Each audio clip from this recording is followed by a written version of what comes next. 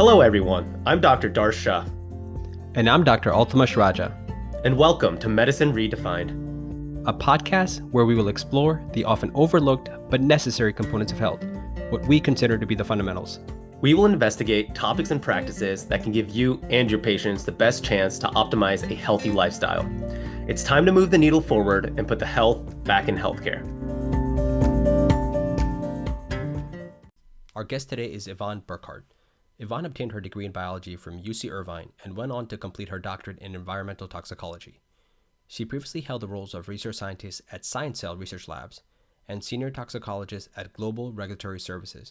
She currently serves as the head toxicologist at the Swell Score. As you'll learn, she has a very personal story behind her passion, and she is now on a mission to help families avoid toxicants to protect their well-being. Now, this one is spearheaded by my partner, Dr. Darsh. So, like you, I have the privilege of being the listener seat, and I am excited because in this episode, we learn about Yvonne's background origin story. We discuss some of the mainstream hormone disruptors and their potential effects, even as early as the embryological stage, and maybe even transgenerational effects. We then touch on the specific hormones that are influenced, because as far as we know, not all are, and also some common clinical manifestations of the disruptions. For most folks, while listening to these conversations, the obvious question that comes to mind is, how can cosmetics, things like shampoos, perfumes, beauty products, how do these chemicals that give them the edge also have a detrimental response? Lucky for us, Yvonne touches on that quite a bit. She also touches on the assessment strategies and methods for many of these products. And before they wrap up, they do a great job sharing tips, tricks, strategies on how to be cognizant of our environmental exposures. So please do stick around for that. I'll finish by saying that although some of this conversation has been around forever, like many trends, this concept of microdosing of environmental and chemicals is somewhat cyclical and on the rise again. So it's good to touch on it to, at the very least, be a refresher, if not novel information. And you might hear terms or learn of chemicals that seem very scary. Remember, our intention, like any other discussion we've had, is not to instill fear, rather raise awareness, educate ourselves, and hopefully pass that along. And most importantly, rethink or reevaluate how we practice health. So please keep that in mind as you listen along. With that being said, please enjoy this discussion with Yvonne Burkart. Welcome back, Redefiners. We have a very special guest with us today, Dr. Yvonne Burkart. Thank you so much for joining us. Yeah, thanks so much for having me. Yeah, absolutely. So I was really excited to have you on this show because toxicology, which we're going to delve into all things, has really become something that's, more and more people are becoming aware of it. And I think, part of that is because of you on social media and your videos. But even things like TikTok and just other people from different fields are putting out videos about how our pollutants and environment can really affect us. But it doesn't seem to be as penetrable in the doctor's office, right? Like me as a physician, we're not really having these conversations. And I think that's where your expertise really comes in. So first of all, I'm just very interested in understanding your background and how you decided to pursue a PhD in toxicology.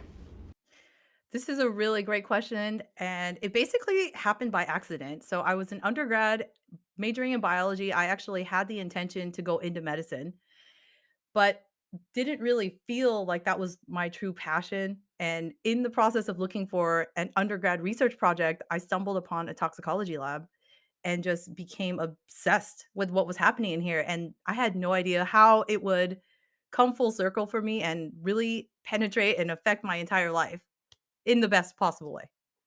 Yeah. So was this something during undergrad that you kind of figured out, and then you had the toxicology lab, and you're like, "That's it. I want to go on to do further training." Exactly. So I started out as an undergrad, actually washing dishes in the lab and just observing, and then eventually got up the courage to ask the professor if I could join as an undergrad research student, and then just kept going. I eventually joined the graduate program and never left. Wow. Now, was there a personal story attached to why you chose toxicology? Because I mean, I wouldn't have most of I do a lot of pre-med coaching, and I don't find many people, interested in toxicology. So was there something specific that really got you hooked onto it? To be honest, I was always interested in women's health. And for some reason, there was just a pull. Something interested me in toxicology and in seeing that the professor was a woman. She was also studying ovarian toxicity in particular. And just knowing that ovarian cancer can be extremely deadly because it isn't often detected until much later in the disease progression. So that really interested me, especially. Yeah, yeah, absolutely. And in my world of the physician land, the real way we truly see toxicology, I guess, is through like emergency medicine. And even then, I think feel like that's more of like a subspecialty fellowship that people go into. So, I mean, there's slowly more and more talk of toxicology, especially with women's health and hormone disruption and things. But I do want to ask you, why does low tox even matter? Why are we even talking about this? The environment has a huge impact on our health. And I didn't actually believe it myself. So even though I have been studying toxicology now for over 21 years, I didn't think it affected me. I didn't think it mattered until I actually had issues with my own fertility and my own hormone imbalances. That several doctors, I went to endocrinologists, I went to specialists, and everyone told me I was normal. Everyone said I was fine. And I knew that I wasn't fine. So looked for alternatives. And that's when I found naturopathic, functional medicine, and the whole lifestyle component came into play. And that was actually a really difficult thing for me to grasp because all of my training in toxicology just didn't match up with what they were telling me in the clinic. So it wasn't until I started down my own path of trying to uncover what were the reasons that I was having infertility essentially. And amenorrhea, I was having so many issues that could not get be explained. Even though they told me I was normal, clearly that's not normal. So once I started addressing lifestyle in my own home, that's when I started to see improvement in my health, and thank God I have been able to have my own kids. Yeah. Wow. And I definitely want to touch on that later in the episode in terms of kind of like signs and symptoms. But you just mentioned hormone disruption in a way, right? And I think that's becoming a hot topic for a lot of people. And I know even like Huberman Lab, I just heard him have an episode with Dr. Kyle Gillette, who's a family medicine hormone specialist, all about hormones, testosterone, estrogen, everything.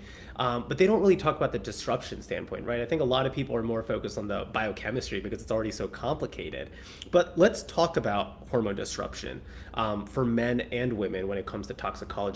What are those big hormone disruptors? Are there certain chemicals? Is it just like certain environmental pollutants? Yeah, that's a great question. Definitely. One of the biggest ones that have come into the forefront are PFAS chemicals, which are the fluorinated Teflon-like chemicals. They're extremely persistent in the environment, and pretty much almost all of these endocrine disrupting chemicals are persistent. And that's really the problem. Is once they're created, they don't really go away. They affect not only the mother, but also they can have transgenerational effects. So if the mother is exposed while pregnant, the baby eventually, if it's a female, can also have the grandchildren being affected because the oocytes are present in the ovaries during development as the mother is being exposed. So it becomes this massive issue that people don't start to notice until later on in life, in some cases. There are cases when the hormone disruption becomes pretty apparent in, I would say, the early stages of life. There's been changes that have been seen in babies, in young children, of course, and even in adults, men and women alike. So it used to be that men thought they were not as susceptible to hormone disruption because spermatogenesis takes place. You can replenish your sperm, whereas with women, you can't replenish your oocytes. But now more and more, we're seeing Yeah. there's actually pretty alarming rates of sperm decline on a population level. So, probably over the last 30 years or so, it's nearly a 40% decline, which is pretty shocking. Yeah, it's absolutely wild. And I think recently I was just reading about what you were talking about, how these effects can be generational, right? So how does it talk? So I kind of want to start from the beginning, right? So for the listener, when they have, let's say, a Teflon product in front of them on their pan, or they have a plastic water bottle, how exactly do these toxins enter our body? And then what happens once they enter our body? Do they accumulate somewhere? Yeah, that's a really, really good question. So there are four main routes of toxic exposure: through the air, what we ingest, through our skin, and the eyes being the minor one, but that doesn't mean that it's not important as well. especially for women with makeup, which I'm sure we want to touch on Oh that as yeah. well. But when it comes to, for example, the Teflon pans, the issues with those chemicals is they can actually become volatilized. So you're not just getting it through migration into your food, which is through ingestion, but you're also getting it potentially through inhalation, depending on how you use the pan. If you heat it high enough, there's so many different variables in there. But the more routes that you're exposed through, the more of an opportunity these chemicals can negatively impact your health. And in the case of PFAS, they bioaccumulate in the body because the rate of detoxification is so low and the continuous exposure causes us to have accumulation over time. And I think that's something that we need to talk about as well is it's not one or two or maybe even 10 exposures. It's about long-term chronic exposures over months, years, and even lifetimes. Do we have like a relative span of understanding how long it takes? Like, is there a certain age group that gets affected? I know it's probably a vague question, right? Because if we're talking about generational from baby and depending on where you live and the pollutants, LA versus, like Savannah, Georgia, maybe, or something, right? I'm sure it differs, but is there a relative span that we know about bioaccumulation where, hey, it takes 20, 30, 40 years or more for the effects to occur? Well, it really depends on the type of compound that you're talking about, but in general, when it comes to hormone disruption, the effects can be quite rapid. So it doesn't necessarily take there isn't like a latency period, is what I'm saying.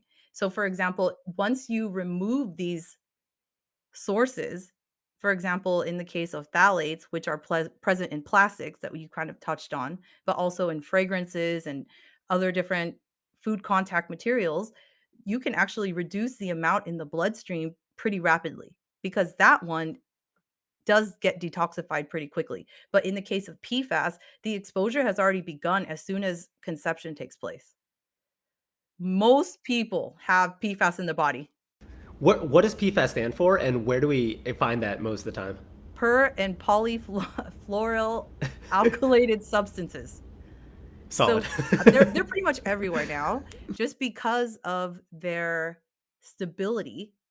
The chemical is so stable that there aren't ways that we can easily degrade it, which is the problem, right? Because once you make it, it's there. It's not going anywhere. Now they're coming out with technology to help degrade these things, but they are so stable. They can survive UV, they can survive heat. I mean, they are extremely tolerant. And so that's really the issue is that we're exposed right at the point of conception. That's really truly when your exposure begins.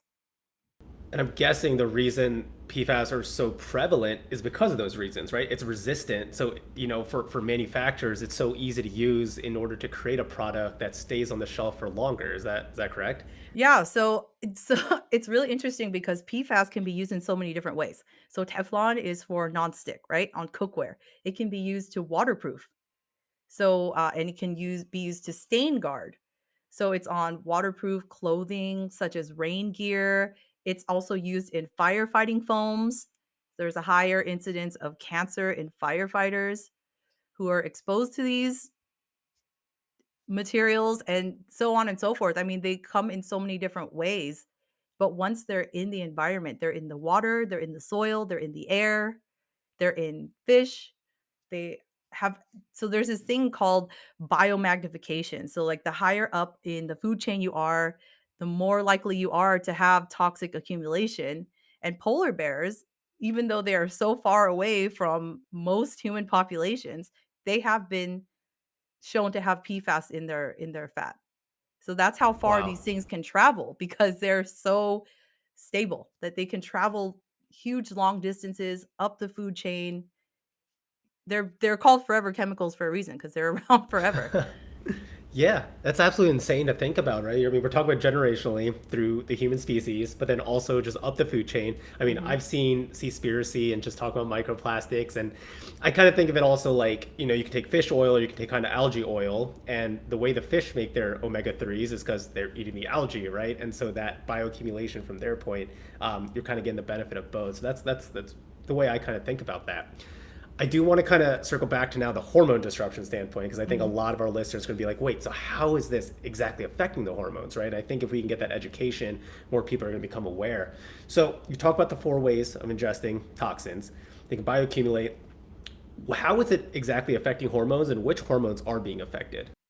It's mainly through the estrogen receptor. So it can either bind the estrogen receptor and activate it, or it can antagonize estrogen and just basically disrupt the estrogen balance in the body and how your cells respond to estrogen. So that would be concerning for mainly women or also men? Because when people hear Also estrogen, men they as think, well. okay, Right. yeah, So men also have estrogen receptors, right? So it's not just women have more and women respond to estrogen more for that reason, but men also have estrogen receptors and need estrogen to have proper functioning reproductive organs and as well as behavior.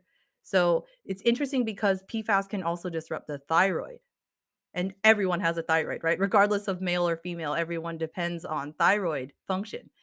And it's been shown that PFAS definitely disrupts thyroid function in humans. wow. Now, are we seeing more hypothyroidism because of that, or is it actually just the opposite and doing, I'm assuming hypo, I'm seeing so many Yes, more people with that, but yes, because it's hypothyroidism, I'm sure you can tell me about this, is more prevalent than hyperthyroidism. yeah, right, right. It is, yeah, absolutely. And so for the listeners out there, hypothyroidism is kind of, you would think about slowing your metabolism, right? So the thyroid hormone is what keeps our basal metabolic rate up, and if you have Hashimoto's disease, which is a hypothyroidism, autoimmune disease, that would slow your metabolism, kind of make you feel cold, gain weight, feel more fatigue. So okay, I didn't realize it also affects the thyroid. And then as far as the estrogen receptor goes, did you say it's blocking the estrogen receptor? It can actually bind to the estrogen receptor, and it just affects how your body responds to estrogen. It can be either antagonism or it can actually amplify the signal. So that's typically how hormone disruptors work. But in the case of PFAS, there's actually also evidence that it can disrupt insulin. So it's basically hitting on almost every hormone system in the body. And as you mentioned, with the thyroid slowing down your metabolism and then also through the insulin pathway. Wow. Okay, so I'm gonna wait till the kind of towards the end of this episode to kind of talk about ways that we can get this out of our body and kind of talk about tests and things that we can do. But I know a lot of the women, especially my wife, she wants to learn about cosmetics and understand cosmetics and just kind of body care, fragrance products that we use. I mean, that's been a really big topic in terms of brands trying to go clean. Um, what's the main issue that's going on with the cosmetic industry in terms of keeping it clean and all these harmful chemicals? So the cosmetics industry as a whole is actually what they call self-regulated. So there are toxicologists, Mm, there are scientists that look at cosmetic ingredients, specifically the more synthetic ones, before they go on store shelves. However, they are within the cosmetic industry. So there is, in my opinion, a conflict of interest. So is the information that we're receiving giving us the full picture? And from what I gather, when I look at ingredients in cosmetics, they haven't been fully tested in the way that they should be, in my opinion. So there's a lot of what we call extrapolation. So from one chemical to another, very few of these chemicals have been fully vetted and tested from a toxicological perspective. And what we need to do, because now we're seeing the health effects 10, 20, 30 years after these ingredients have been introduced. No, that's basically it, is that the testing is inadequate. right. And I'm sure maybe we look at the fashion industry and kind of how it evolves, and you're seeing all these influencer celebrities coming out with their own product lines, and that's kind of grabbing more women and men into buying their products, right? So, what goes into testing, or at least what would make it better in your standpoint in terms of third party testing? So, the way that chemicals are tested, they usually test them on their own individually, and you know that a product is made up of hundreds, if not thousands of chemicals. You can't test one and say it's safe on its own just like this. It doesn't make any sense. It does not adequately capture the human exposure scenario. It just doesn't make sense. They're tested individually. They're not tested for lifetime low dose exposures in combinations, the way that women tend to layer products on top of each other. That's really how the dosages get higher because of the layering. So if you're looking at just one product, sure, it may seem okay, but that ingredient can be found in 10 products, for example, that somebody's using. So has it been adequately assessed? More often than not, it hasn't. Gotcha. So, okay, let's say we're going to Sephora, Ulta, whatever it is. We're picking out a product. What do you recommend people doing? Kind of what is your go-to to see whether you're going to buy that product or not? Definitely, you can narrow down your search if you look for the clean section of the store. So Sephora and Ulta both have clean options. But even within that area of the store, there is greenwashing because companies basically can use various marketing terms that are unsubstantiated because they're just not regulated by the government. So one of them is natural. Natural is not defined. So you can say that your product is natural even though it's full of synthetics. So that's already a problem. What I recommend people doing is looking for organic ingredients, USDA certified organic ingredients. Very few products will actually have the organic seal on the front of it. It's very challenging to get that. But if you turn it over and you look at the ingredients, if you can recognize the ingredient names, if they don't seem entirely foreign to you, that is often a good starting point. But there's so much that we can go into when it comes to reading ingredient labels, but that's generally what I recommend doing is just ignore all of the marketing, ignore the hype, look at the ingredients list. Is it simple or is it really long? Is it really complicated? Does it seem like a lot of really long chemical names? So that's where I would recommend people start. I mean, if you don't mind, can we just deep dive in terms of ingredient reading? Of course. Let's do it. So yeah. So within the first couple ingredients, if there are highly synthetic, long chemical names, that is something to be wary of because typically the ingredients in the front of the list in the beginning are the most prevalent, most abundant in that product. So you're basically buying mainly the first, I would say, 5 to 7 ingredients or so. So if they're all sounding like synthetic silicones or petroleum derivatives like glycols, then that is not necessarily an ideal product that I would recommend. Not to say that you can't use it ever, but it's something to be aware of if it's something that you plan on using frequently, which most women do. Most women wear makeup, almost every day. Very few people can go I don't know. I personally don't go without it too often. So, it's something that I know very well, but another red flag to look out for is fragrance. Fragrance is an umbrella term. It can encompass up to any combination of nearly 4,000 chemicals. That can also include endocrine disruptors and also carcinogens, allergens. There's so many sort of, I would say, red and yellow flags within Yeah. the fragrance umbrella term. Right. And it seems so innocuous when you see natural and fragrance, and it makes you kind of cheer up and feel good and say, "Oh, I'm going to smell good," or this must be good for me if it's not bitter and it doesn't really have that negative connotation to it.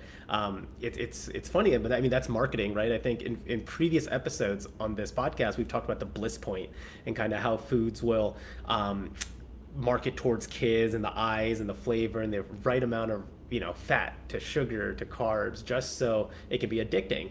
And in the same way, it's almost like the wording that these marketers choose to hook people. It's kind of the same thing. Now, typically people say when it comes to like deodorants and they're more natural, you're going to have to apply it more often. Would you say it's similar to cosmetics where if somebody were to buy something super clean, it's not going to be quote unquote better quality that you might have to use it more often? I would say that it used to be that way, but things have changed and the industry has shifted. And there are many, many products that I find to be high performing. Almost, I would say you can almost find an alternative for any product out there, almost. So far that I've seen, a cleaner, low tox, more organic version. A plant-based, for example, there are so many options out there now because there are tons of indie brands coming out and the performance isn't an issue anymore. It used to be, but I don't believe it is anymore. Gotcha. Are there any brands that you recommend? Yes. One brand that I quite enjoy using is 100% Pure. That is one brand. They use fruit and vegetable pigments in their products.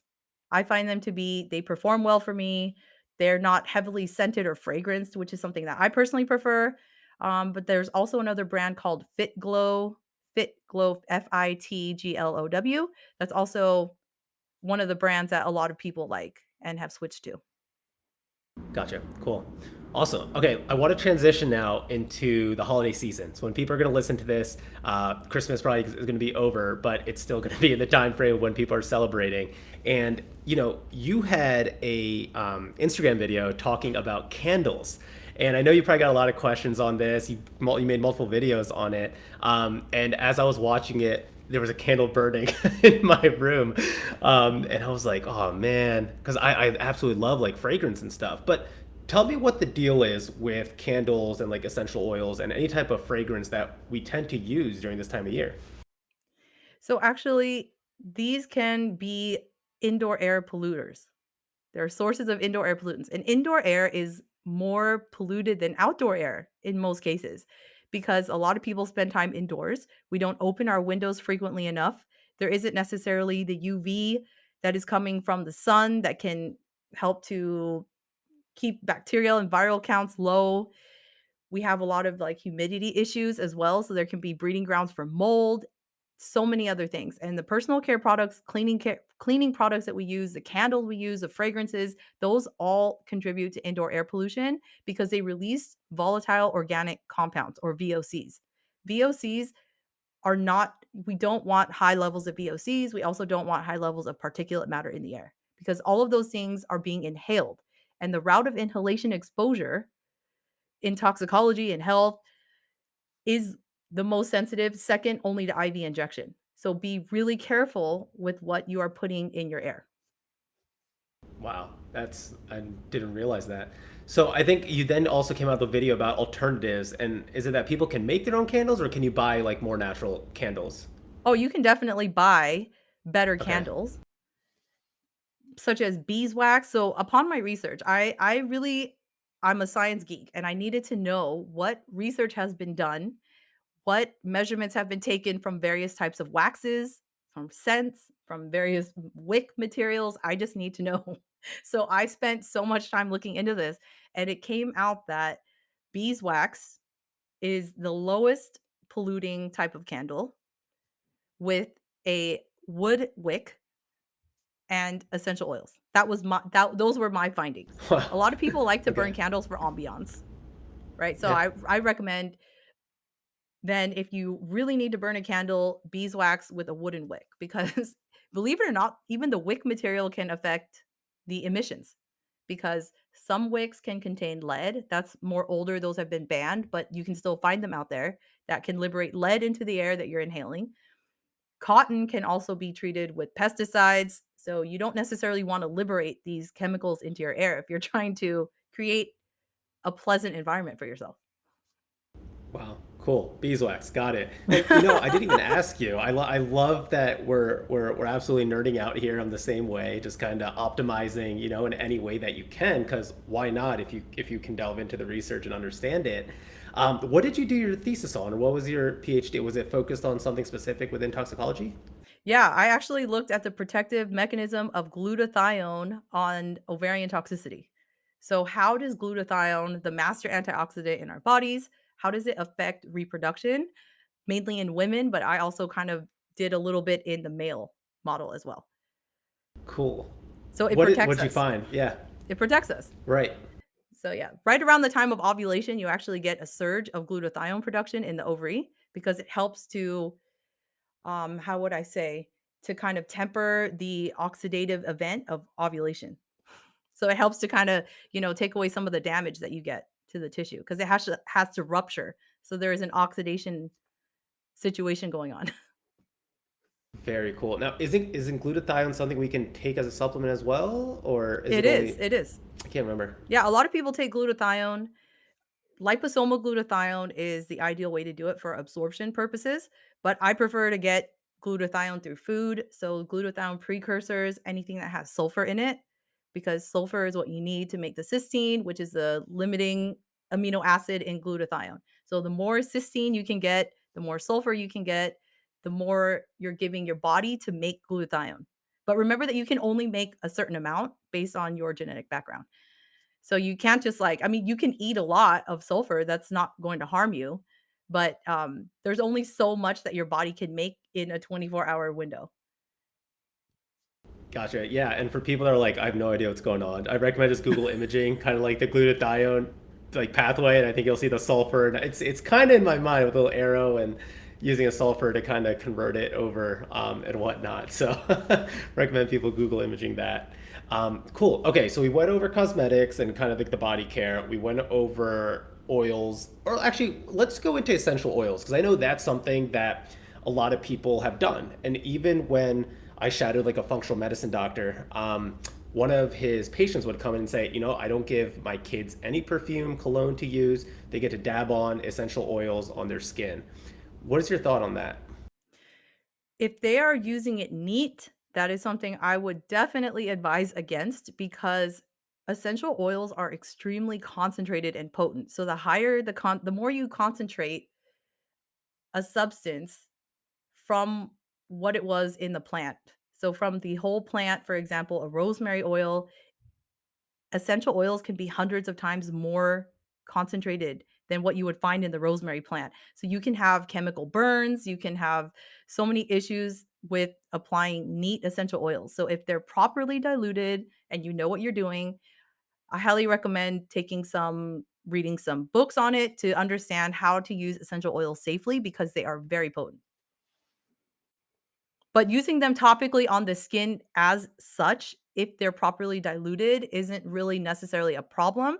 But just so you know, there's actually been studies that show that lavender and tea tree oil can have estrogenic activity. So you might want to maybe consider different oils for your kids. Wow, I didn't know that because I know a lot of people use lavender, especially for like the calming effects. And I think Mhm. some of the research actually shows that it works better in males than females as far as like the calming effect for Mm. lavender. And I worked with a pediatrician who was telling his patients that. But good to know. So kind of like diluting it and not using it so concentrated will at least mitigate some of those negative effects when it comes to essential oils. Right. Perfect. Cool. Is there anything else that you're pretty worried about that we as a species really haven't considered too well? Is it water? Is there, more just air pollution? I mean, those are two really big things, but what's kind of on your mind that you want the listeners to kind of take away and take action on? I would say if there are any changes that you could make right now, it would be very simple. Open your windows and filter your water. Those are very simple, very basic, fundamental things that I believe all people can easily do. And there are different water filters out there. Some are better than others. Dr. G actually had an episode on Brita, which was very interesting. That's not the kind that I would recommend, but definitely just opening your windows more frequently because that's just going to bring in fresh air. It's going to help regulate the humidity in your room because a lot of people have respiratory issues around, especially around this time of year, right? It's just the cold and flu season, and before that it was COVID. But opening your windows can do so much for your health. It's unbelievable, and it's free. Yeah, no, absolutely. I think, when I became a resident, first year intern and moved into this apartment, the first two things I did was really make sure the windows could open and make sure I was getting like a good draft, getting an air purifier. And then we also got a Berkey too, just to kind of filter that out. It's definitely been making a difference in terms of just water quality, taste, and then you can just really tell the difference after a while. Like I just can never go back to tap anymore. So yeah, I definitely agree with both of those. Where can we really make the biggest change as a society? So, just give context too. We brought up Sephora and Ulta, and I think actually today I just got like a text about Sephora is actually in a lawsuit about clean products. Mhm. And so yeah, do you want to explain that and kind of what's going on? Yeah, sure. So, there's a lawsuit against Sephora because of greenwashing and consumer deception with the clean beauty section of their store, because some products can still have synthetics in them.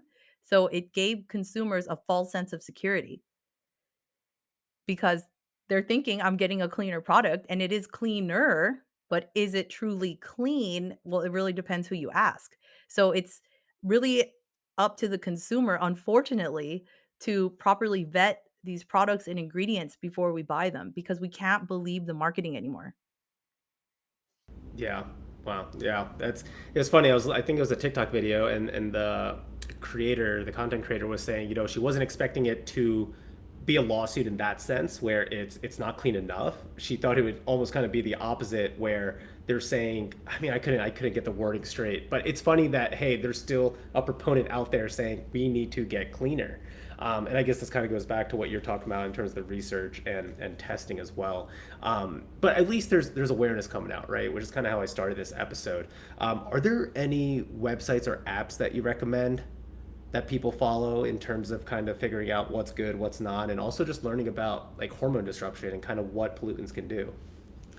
So for hormone disruption, I recommend going to the NIEHS website, National Institute of Environmental Health Sciences. If you just Google that, NIEHS, there are so many articles about endocrine disruption. You can read specifically about PFAS chemicals, phthalates. They have general, just more broad overview articles, but you can get pretty detailed on that website as well. So that's one that I recommend reading. I also recommend if you are just brand new and you are looking to clean up your lifestyle in general, you can follow the EWG or the Environmental Working Group.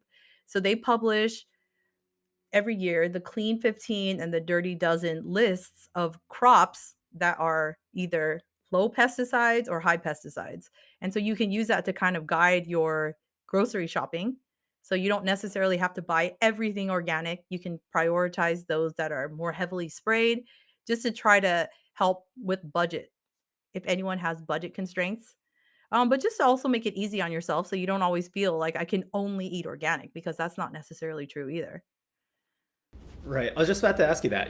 There's a lot more research coming out on organic versus inorganic, and I think more like, people are starting to realize now that organic actually does use pesticides. They're just, I guess, like cleared by our government and stuff in terms of more of a safety profile. But what is your stance in terms of like, are you okay? Would you still buy the Clean 15 even if they were not organic? Oh, yeah, absolutely. We eat regular bananas, regular avocados, especially the fruits where you're not eating the skin, then it's not necessarily a problem. Apples are one that I do eat organic and strawberries just because those consistently come up on the dirty dozen list. And you also eat this you eat the whole fruit. So that's where I kind of gauge things is am I going to eat the whole fruit? Is it something that we like to eat all the time? Or is it just something every now and again? I try to stay with seasons, but not always. We eat bananas year round. Yeah, and so, you do what you can, and I wouldn't worry too hard on it, just try your best. I just say try your best, be intentional, and just use a little bit of consideration when you're buying. Right, absolutely. So, okay, I want to come back into what we can do, right? So, I feel Mhm. like there's going to be two camps out there. People who are like, whatever, toxicology doesn't really affect me. I can't really feel the difference. I can't see it. Whatever, not going to pay attention to it. Then you might have like the worried well, where they are, maybe healthy, maybe not, but they're super anxious. Every little thing in their house has to kind of be clean. But it seems like, after this discussion, it's impossible at this point to run away from everything, right? And so hopefully we have this general population that's here saying, okay, I can kind of figure some things out. Besides water and like air purifiers, are there any other steps that, people can take without going overboard, in regards to just products, but also if they're going to go talk to their doctor, like how should they go about seeing whether they may have some toxicology or hormone disruption? So there's actually one test out there made by the Million Marker that can test for a couple different substances like BPA. I believe it can test for phthalates as well. I personally had a glyphosate test done, and I did have elevated glyphosate in my body. Most people have glyphosate also exposure. Even if you eat organic, even if you eat super clean, you can still have glyphosate exposure through your environment. So if they're spraying it around your home, if your kids are in schools, so it's one of those things where you just try your best. and just don't worry too much because the stress is also highly detrimental, of course. Yeah, right. What are like the common signs and symptoms, yeah, that you would see mainly in somebody who's either getting hormone disruption or just toxicology in general is affecting them? Ooh, so when it comes to hormone disruption, you can definitely get things like it can be pretty subtle. You can have just migraines, you can have headaches, you can have brain fog, lethargy, you can have acne, hair loss, a little bit of weight gain, or just having a difficult time losing weight. That's also a problem. Digestive issues are really common, respiratory issues, eczema. So all of those types of seems like there's some inflammation component to it, right? So those can often show up. I had probably all of those. Yeah, I had all of those at one point in my life. What prompted you to kind of get tested? Was there a tipping point, or was it just because you're involved in this that you just said, "Hey, I'm gonna go kind of get tested and see what's going on"? Oh, I was actually highly resistant to getting tested for a long time because I just didn't believe that my environment was so toxic. I just didn't believe it. I said, "No, no, no. I don't know what you're talking about." The things that are really toxic are industrial chemicals and, solvents and things like that. Like, I'm not exposed to any of that. But it was really the point where I realized my life is being impacted. I'm not able to function on the job. I feel like a fraction of who I really am. I felt trapped in my body. My brain wasn't functioning. I just was having a hard time. I was having a hard time remembering words. I mean, mine was pretty, I would say pretty severe. And so then that prompted me to look into it because I knew I wasn't normal, and I was like, "Something's gotta give. Nothing's working. I need to have kids. If I'm gonna do it, it's now or never." So it was kind of a Hail Mary, like, just whatever sticks, whatever works, I'll try anything. I was desperate. Yeah, no, absolutely. And you know, I'm starting to see it slowly. More and more people talk about this, but I feel like in order to get these labs and things, people may have to go to the naturopathic, doctor. They might have to go to a functional medicine specialist.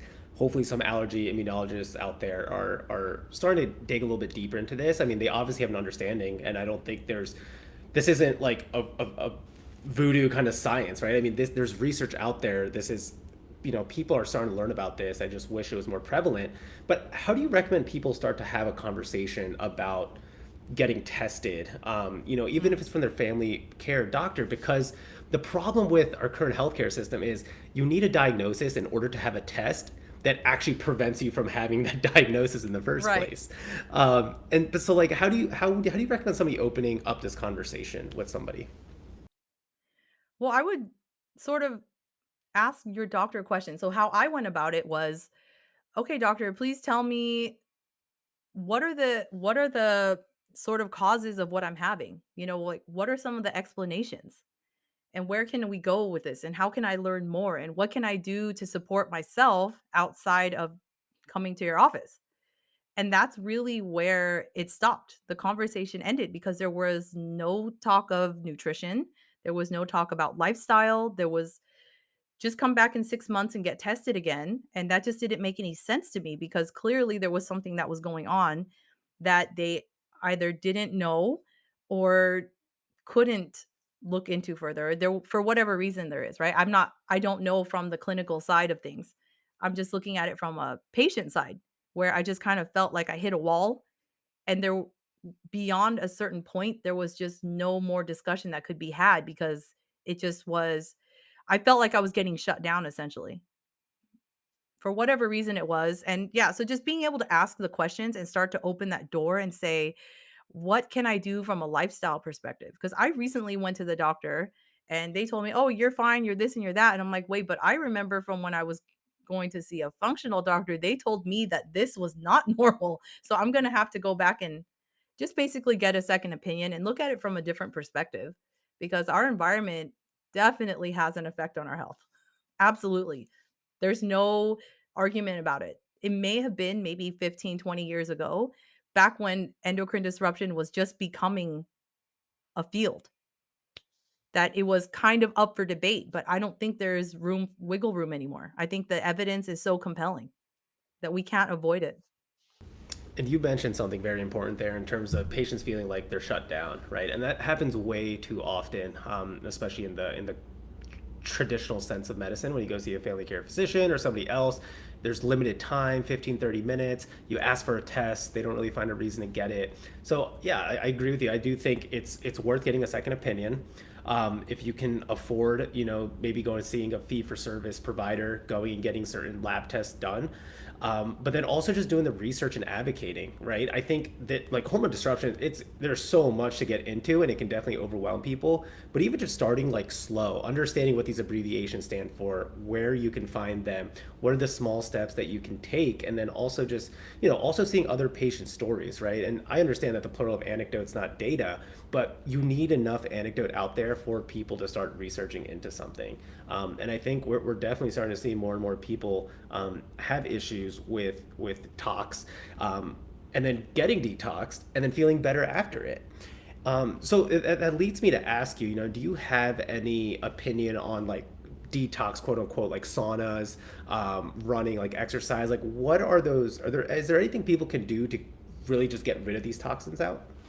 Yeah, you can just support your detox pathways, your organs, your livers, and your kidneys just by, again, staying hydrated, reducing stress. That's been a huge one for me. But sauna, there's a large amount of data also on red light therapy and getting adequate sun exposure before a certain time period, so you can kind of offset any detrimental effect of sun exposure. So early morning, that can actually help.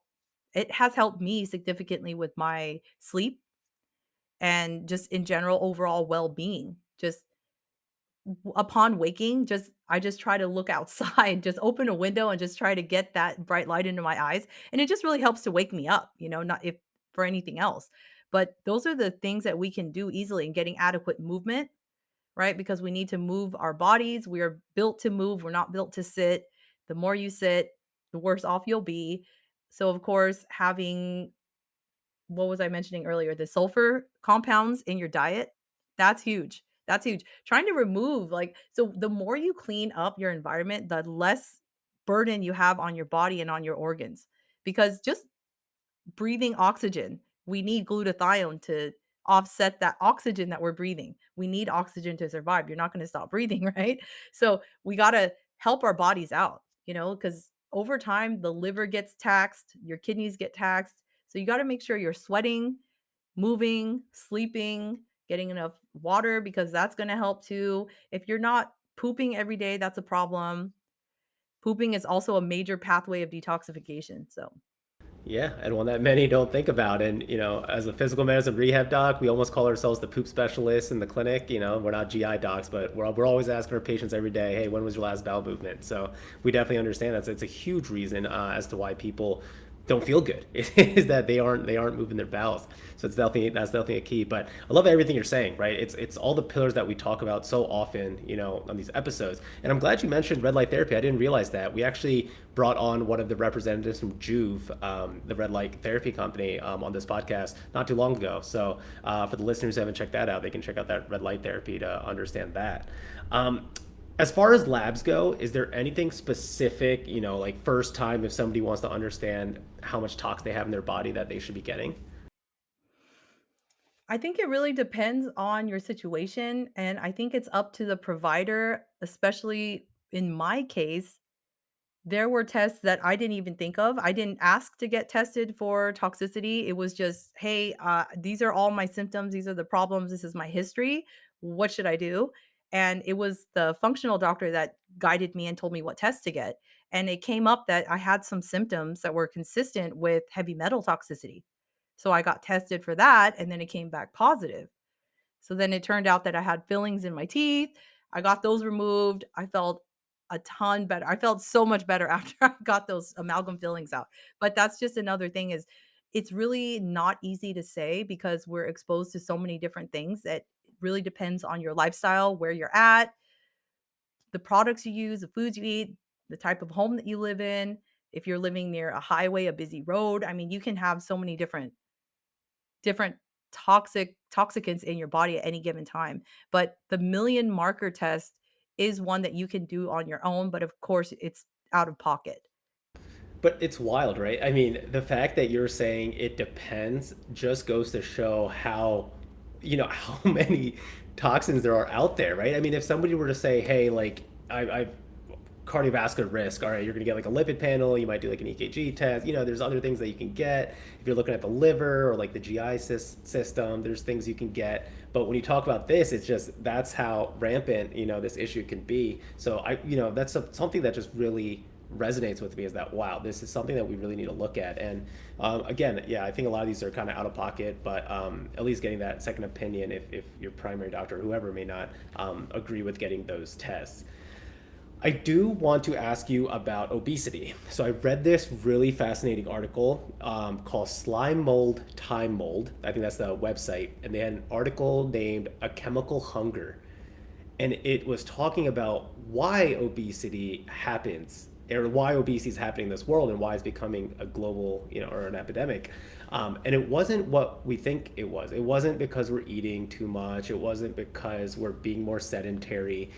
In the end, they found it's actually the chemicals, it's the pollutants through our water, through our soil that have been accumulating and actually causing obesity in the end. At least this is their theory. Are there any thoughts on that? Anything that you've dug up through research that you could validate? Oh, 100%, it's a real thing. They're called obesogens. So again, it's the same chemicals. It's the bisphenols, the phthalates, the PFAS, the PCBs, the dioxins. They're all acting through similar pathways, and they're causing either increased fat deposition, decreasing your metabolic rate. I mean, there's so many different ways in this pathway of adipogenesis that can be affected. So and it also makes it more difficult to lose weight because so interestingly enough, the fatter you are, the more body fat you have, the more toxic you are because these toxic chemicals accumulate in body fat. So if you've ever had anyone that has lost weight, a significant amount of weight in a short period of time, if they look unhealthy, it's because they're releasing all of those toxicants out of their fat. And it's too much for the body to handle at once. Yeah, it can get pretty weird because these chemicals make you fat, and then the fatter you are, the more of those chemicals you have in your body, so it's just a never-ending vicious cycle.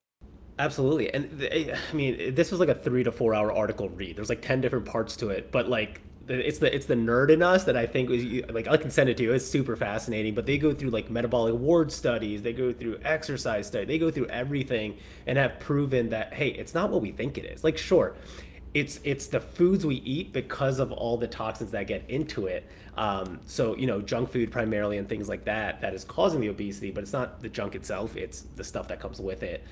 So super fascinating, and I've been telling a lot of people to read it because I mean even obesity medicine is becoming more and more prevalent, and especially with the medications that are coming out that like semaglutide and things like that that can really show rapid weight loss, but now they're showing that people can regain that weight, right? So I think having that understanding for the listeners is very important. So cool. Okay, I'm gonna have to link some articles too in the show notes that talk about that. Um, so Yvonne, what are you most excited for? What like in this next step of toxicology? Where's the research heading? Is there anything that you're particularly excited for? Yeah, I'm excited just for environmental medicine and environmental toxicity to hit the forefront, to hit the main stage for people to really start to see the changes happening in the clinic to where people feel supported and understood and learn something that they didn't know before that could be really affecting their health. Like maybe they have a family history of something, right? And they're like, "Oh my gosh, it's all this time my family has been a devout user of this laundry detergent. And then once we stopped using it, people started to feel better or something like that. Just being able to connect the dots between your environment and how you feel. That's super exciting. Yeah, yeah, for sure. And I definitely do want to tell the audience out there to go on social and follow you. I think, I there's so many people out there who are quote unquote doing what you're doing, but first you have the research. So you actually pull out like the PubMed, you talk about it, you're highlighting exactly what's going on. So I love that because now I can trust you. Two, you're also doing like product reviews as well, and then three, you're giving like alternatives, right? So there's some action. So thank you for doing that. I definitely want to tell the audience to go out there and follow you for that because you're definitely spreading good education out there. Thank you. Yeah, I spend a lot of time in the research because there is way too much misinformation out there. And we need to know what's actually been found from a scientific perspective that can substantiate all of this stuff. Because a lot of it is, when they say, oh, everything that you put on your skin gets absorbed in 26 seconds. I mean, there is literally no substantiation to that. Or beeswax candles can purify the air. There is no substantiation to that. So I'm the kind of person that I need to know, is this legit or not? I'm not going to, just start spreading fake news, so to speak. Yeah, So yeah. it's really Especially in important. a It's really world of important. misinformation. Yeah, Exactly. for sure. So tell me about Swell Score though, because I know you're a part of that. Yeah, SwellScore is an online wellness platform, basically curated products for wellness, supplements, personal care products. I'm actually spearheading the campaign to add safer cosmetics there. So products that I personally have vetted. I've gone through all the ingredients list. I mean, this is really important for us to change the way that people view products. And it's basically vetted by doctors and scientists like myself. So I stand behind this Swell Score. I'm so proud of the fact that I can help to shape the landscape of how people view wellness and how people get access to these safer products and support these companies that are actually, that actually care about people and the planet. It's not just profit, and I believe that we can really change the market very rapidly with the right education, with the right knowledge. People know, hey, let's support this brand and not that one, for example. This, is a big polluter. We got to get away from that because they haven't helped us. Yeah, absolutely, and that's the issue, right? I think these quote unquote unhealthy products, they're controlled by these big monopolies, big corporations. They have such a stronghold. So we are seeing this revolution, if I can say, in terms of these smaller indie companies and other startups trying to make a difference, but it needs more backing. And I think people are listening. I definitely do think people are listening. So we are headed in the right direction. What's next for you? Anything that you have coming out? Yeah, I'm hoping in 2023 to write a book. I want to help people just have a full home detox, just low tox living made easy. So I want to demystify it, make it simple, actionable, step by step, checklist, that kind of thing. That's just how my mind works, and I think it can really help a lot of people. So I'm excited about that. I just want to reach a massive audience. I would love that. I'm I'm excited for that. I mean, a checklist would be great. I mean, after everything we talked about, I mean, think about we only skimmed the surface. On like, it's been an hour and we've literally just skimmed the surface. So I feel like people are going to be like, wow, I really need a checklist. I really just need to understand kind of black, white, gray, and that's gonna be a huge service for other people. But you're talking about reaching the masses. I mean, hey, your Instagram is definitely skyrocketed, and for all the right reasons. Tell us about your socials or maybe websites. Where can people follow you? So I'm on Instagram. I also have a weekly email series called Low-Tox Tuesdays, where I go deep about toxic chemicals in our everyday products, how to avoid them, what are the alternatives, and I basically break it down and make it simple and easy to digest. So you can find me at on Instagram. You can join my email list. That's at safeingredientacademy.com/email. Awesome. We are definitely going to put all of that in the show notes for easy access. Yvonne, I want to thank you so much for coming on here. Again, I can't say it enough. Everything you've been doing. So glad I found you on social media, actually through Dr. G and now through your social media and everything you're doing. You're always showing up in my algorithm for good reasons because I'm liking everything. But I just want to ask you here, our last question that we ask everybody is how do we put the health back in healthcare? With educating consumers so that we can advocate on our own behalf. I like that. Very short, sweet, but to the point. Love it. All right. Thank you so much, Yvonne. Yeah, thank you.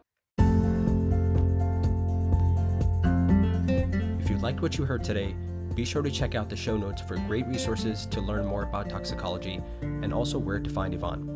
For me, a key takeaway from this episode is framed by considering something that was actually shared during a previous conversation with Tracy Dews in episode 35, and that's the practice of good, better, and best. So even though some great information was shared today, remember to first focus on the big rocks before paying attention to the pebbles and sand. And as always, we would love to hear from you, so please reach out, let us know what you think. Now, before you sign off, please remember the important disclaimer that everything in this podcast is for educational purposes only.